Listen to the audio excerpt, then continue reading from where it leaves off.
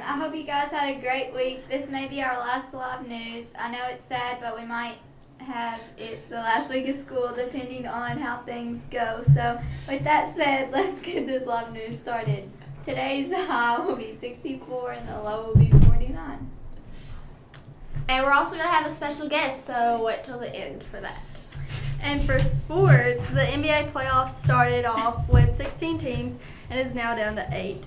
4 in the Eastern Conference and 4 in the Western. In the Eastern Conference semifinals, the Boston Celtics lead the Washington Wizards 2-0. And then the Cleveland Cavaliers went up 2-0 on the Toronto Raptors last night.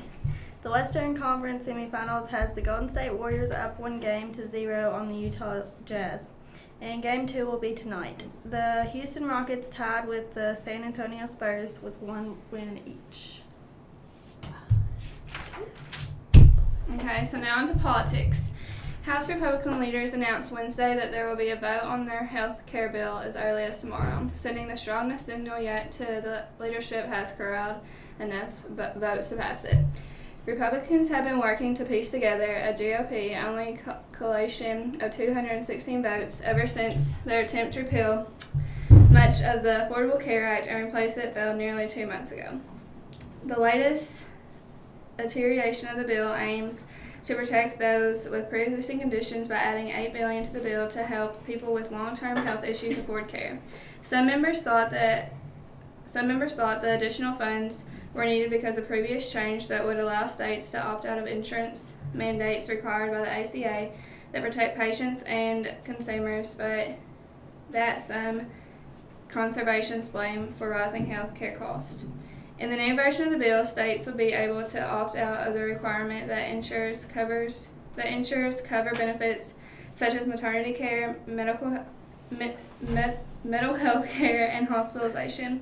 States that obtain a waiver can charge those with pre-existing conditions much more.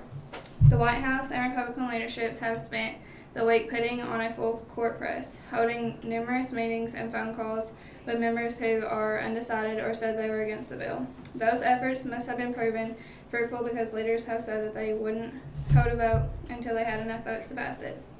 A senior White House official called the impending vote a positive development.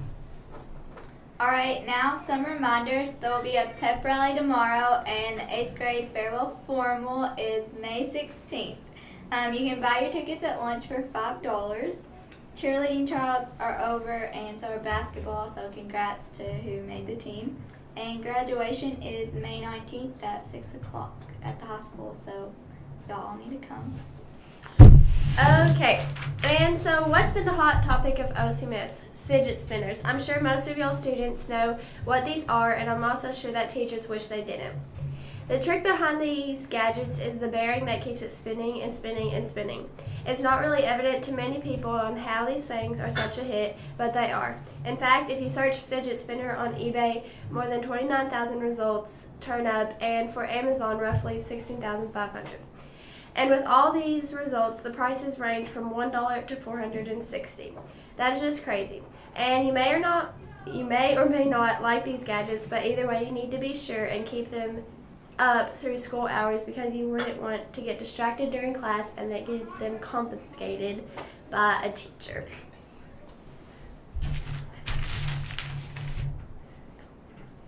Okay, and now it is time for our special guest, Miss Kennedy. Oh my gosh, the suspense was killing me. Thanks for asking me.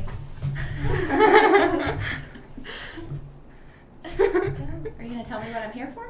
Okay, she's going to give us some K-Prep tips because K-Prep is right around the corner. And then she's also going to talk to us about the pep rally tomorrow.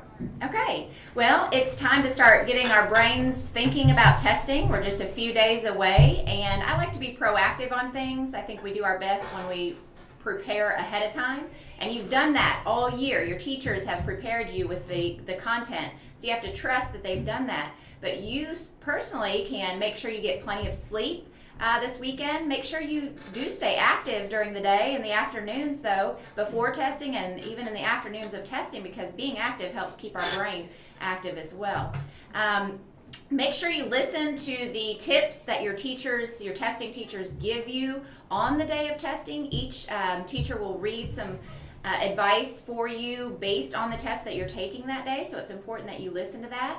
Make sure you complete all parts, and when you have time left, it's great to review everything that you've done just to make sure that you've answered all questions and that it is the answer that you want, because sometimes you may accidentally bubble something or write something that you didn't mean to, so it's good to check that. So just keep yourself mentally prepared, physically prepared, and I think you're going to crush the test.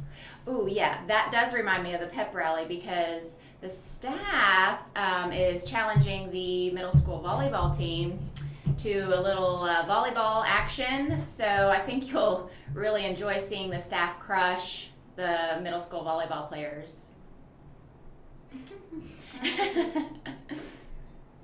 All right, thank you. Hi, you're for welcome. Yes. Thanks for having me. Now we're going to move on to the quote of the week. So don't be afraid to give up the good and go for the great. This means that when a decision comes, it could lead you to something better. It may be worth the risk. So. Yep, change doesn't always mean bad. Change can be good.